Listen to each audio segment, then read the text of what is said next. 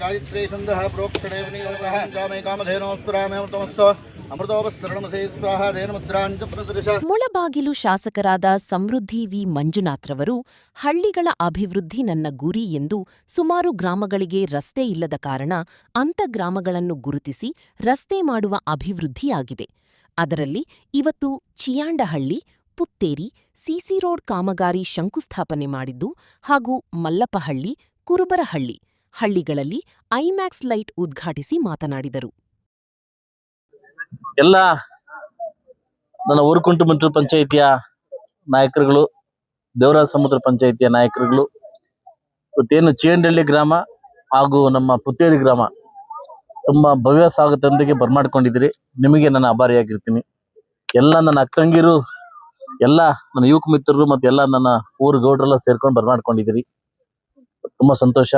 ಇವತ್ತು ಸಾಯಂಕಾಲ ಪ್ರೋಗ್ರಾಮ್ ಆಗುತ್ತೋ ಇಲ್ಲೋ ಅಂತ ಅನ್ಕೊಂಡ್ಬಿಟ್ಟಿದ್ದೆ, ಮಳೆ ಜಾಸ್ತಿ ಆಯ್ತು. ಅದೇ ಕಾರಣಕ್ಕೂ ಮಳೆ ಮಳೆಯಲ್ಲೇ ಕಾರ್ಯಕ್ರಮ ಮುಗಿಸ್ಕೊಡ್ತೀನಿ ನಡಿ ಅಂತ ನಾನು ಬಂದ್ಬಿಟ್ಟೆ. ಇವತ್ತು ಪ್ರತಿ ಗ್ರಾಮಕ್ಕೂ ಕೂಡ ಶಾಸಕರ ಕೊಡುಗೆ ಇರ್ಬೇಕನ್ನೋ ನನ್ನ ಆದ್ಯ ಕರ್ತವ್ಯ.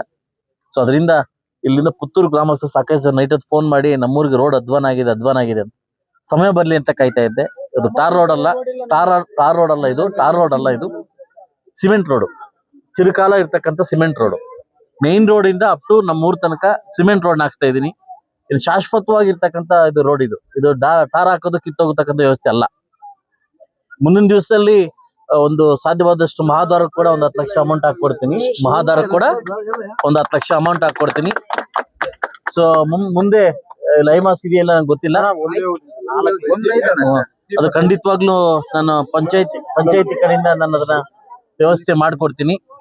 ಸೊ ಇವತ್ತಿನ್ನೂ 4 ಕಾಮಗಾರಿಗಳನ್ನ ಪೂಜೆ ಇಟ್ಕೊಂಡಿದ್ದೀನಿ. ಸೊ ಅಲ್ಲಿಗೆ ಹೊರಡ್ಬೇಕಾಗುತ್ತೆ. ಸೊ ನನ್ನ ಒಂದು ಧ್ಯೇಯ, ನನ್ನ ಒಂದು ಗುರಿ, ನಾನೆಲ್ಲ ಮುಳಬಾಗಲ್ ತಾಲೂಕಿನ ಎಲ್ಲ ವಿಲೇಜ್ಗಳಲ್ಲಿ ಕೂಡ ಶಾಸಕರದೊಂದು ಕೊಡುಗೆ ಇರಬೇಕು ಅನ್ನೋ ನನ್ನ ಆಸೆ. ಅದರಿಂದ ನೆರವೇರಿಸ್ಕೊಂಡ್ಬರ್ತಾ ಇದ್ದೀನಿ.